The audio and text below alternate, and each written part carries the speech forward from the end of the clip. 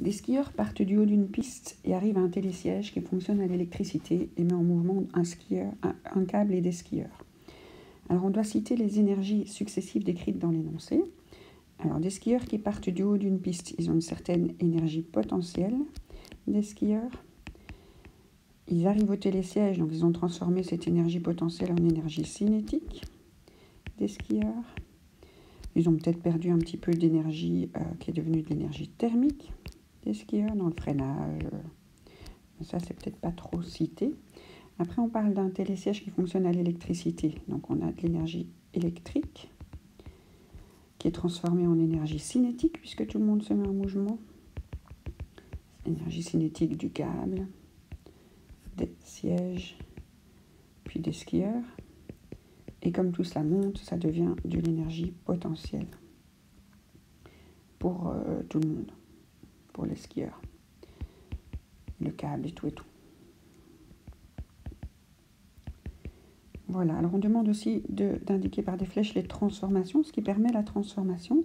Donc quand l'énergie potentielle est transformée en énergie cinétique, ça c'est grâce à la force pesanteur. Donc c'est la gravité qui permet de transformer ça.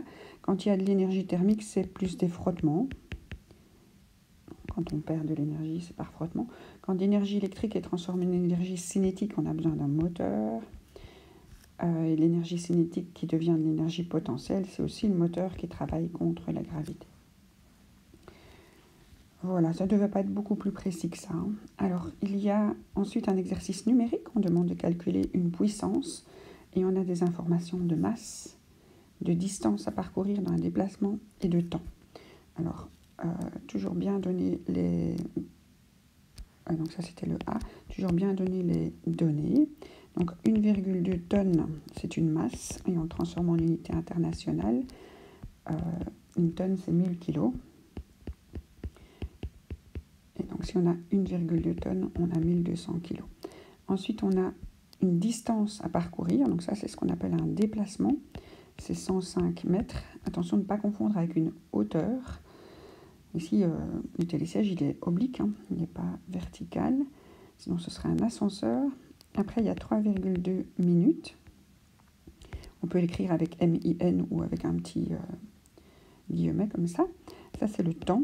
Et les unités internationales, ce sont les secondes. Alors, comment est-ce qu'on transforme des minutes en secondes? Il y a 60 secondes dans une minute. Donc, je fais 3,2 fois 60. Et j'obtiens 192 secondes. Attention, au symbole des secondes, c'est juste un petit S. Voilà. Alors, les formules maintenant. On doit calculer la puissance. Alors, la puissance, c'est un certain travail effectué en un certain temps. Donc, plus on effectue le travail, un grand travail, et plus on l'effectue vite, donc plus le temps est petit, plus la puissance est grande. Donc, la puissance est directement proportionnelle au travail et inversement proportionnelle au temps, puisqu'il faut le faire avec le moins de temps possible. Alors, on a le temps, c'est 192 secondes, mais on n'a pas le travail. Alors, pour le travail, on utilise la formule qui est F fois le déplacement. Donc, quand la force est parallèle au déplacement, on peut utiliser juste cette formule-là. Alors, on a le déplacement, on fait 105 mètres, mais on n'a pas la force. Alors, on cherche la force. Et la force qu'exerce le câble, c'est l'équivalent de 1,2 tonnes. Et donc, la force que tire le câble, c'était comme s'il tirait un poids de 1,2 tonnes. Donc, on va calculer le poids à tirer. Donc, 1,2 tonnes fois 10, ça me fait 12 000 newtons. Alors, ces 12 000 newtons, je dois les déplacer pendant 105 mètres.